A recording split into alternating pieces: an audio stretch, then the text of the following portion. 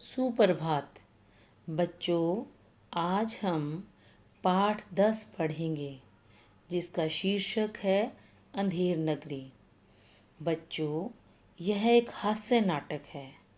इसके पात्र हैं महंत, नारायण दास, गोवर्धन दास, सब्जी वाला, हलवाई, फरियादी, राजा, सैनिक, कल्लू, कारीगर, मंत्री एवं कोतवाल।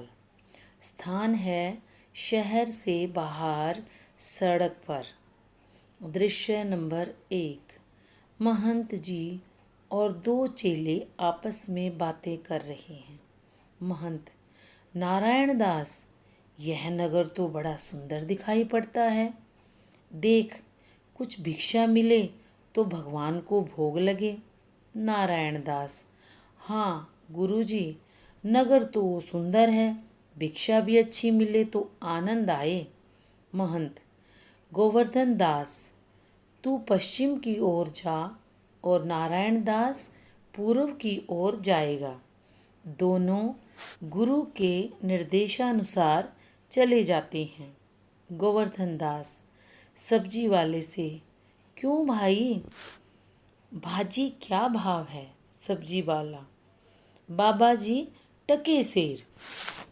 गोवर्धन दास: सब भाजी टके सेर? वाह वाह वाह, बड़ा आनंद है। हलवाई के पास पहुंचकर: गोवर्धन दास, क्यों भाई, मिठाई क्या भाव है? हलवाई: टके सेर। गोवर्धन दास: वाह वाह, सब टके सेर। बच्चा, इस नगरी का क्या नाम है? हलवाई: अंधेर नगरी। और राजा का क्या नाम है? हलवाई: चौपट राजा। गोवर्धन दास: अंधेर नगरी चौपट राजा। टके सेर भाजी, टके सेर खाजा। हलवाई: बाबा जी क्या दे दूं? गोवर्धन दास: बच्चा, 7 पैसे भिक्षा मांग कर लाया हूँ, 3.5 सेर मिठाई दे दो। महंत और नारायण दास एक ओर से आते हैं, दूसरी ओर से गोवर्धन दास आता है। गोवर्धन दास महंत जी को पूरी बात बताता है। महंत: बच्चा, ऐसी नगरी में रहना उचित नहीं जहाँ टके सेर भाजी और टके सेर खाजा बिकता है। मैं तो यहाँ से जा रहा हूँ, तू भी चल। गोवर्धन दास: गुरुजी, मैं तो यहीं रहूँगा। महंत: देख, बात मान ले, नहीं तो पछताएगा। गोवर्धन दास: नहीं गुरुजी, मैं यहीं ठीक हूँ। महंत: मैं जा रहा हूँ, कभी संकट आए तो याद कर लेना। अब महंत जी चले जाते हैं। दृश्य 2। राज दरबार। 2 सैनिक एक फरियादी को लेकर आते हैं। फरियादी: महाराज, न्याय हो, कल्लू बन्निये की दीवार गिरने से मेरी बकरी दब कर मर गई। राजा: क्यों बनिए, इसकी बकरी क्यों दब कर मर गई? कल्लू: महाराज, मेरा दोष नहीं, कारीगर ने दीवार कमजोर बनाई थी। राजा: कल्लू को छोड़ दो, कारीगर को पकड़कर लाओ। सैनिक कारीगर को पकड़कर लाते हैं। राजा: क्यों रे कारीगर, इसकी बकरी कैसे मर गई? कारीगर: महाराज, चूने वाले ने इतना बेकार चूना बनाया कि दीवार गिर गई। राजा: अच्छा, उस चूने वाले को बुलाओ। चूने वाला कहता है, भिश्ती ने चूने में ज़्यादा पानी डाल दिया था। भिश्ती कहता है, कसाई ने मशक बड़ी बनाई, इसलिए पानी ज़्यादा आ गया। कसाई कहता है, गडरिये ने मुझे इतनी बड़ी भेड़ बेची कि मशक बड़ी बन गई। गडरिया कहता है, कोतवाल की सवारी निकलने के कारण घबराकर मैंने बड़ी भेड़ बेच दी। तब राजा ने कोतवाल को फांसी पर चढ़ाने का आदेश दे दिया। सैनिक कोतवाल को पकड़कर ले जाते हैं। दृश्य 3।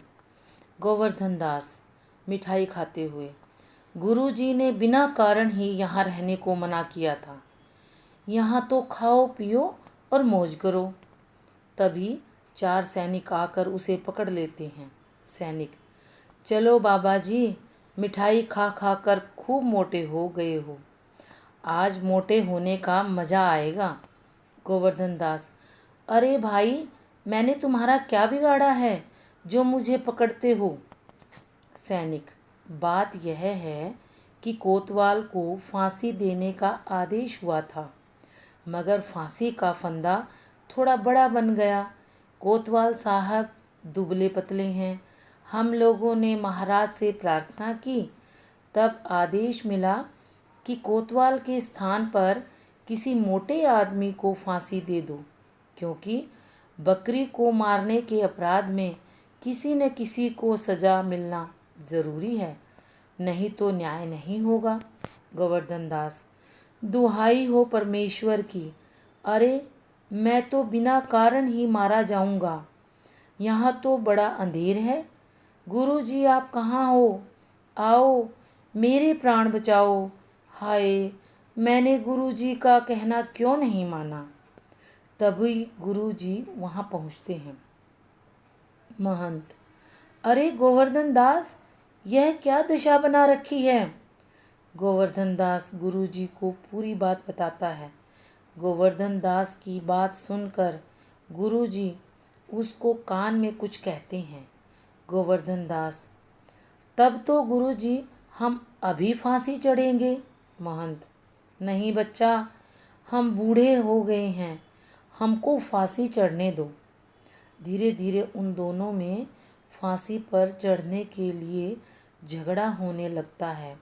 सैनिक यह देखकर चकित रह जाते हैं। वे राजा, मंत्री एवं कोतवाल को बुलाकर लाते हैं। राजा: यह क्या गड़बड़ है, पता नहीं।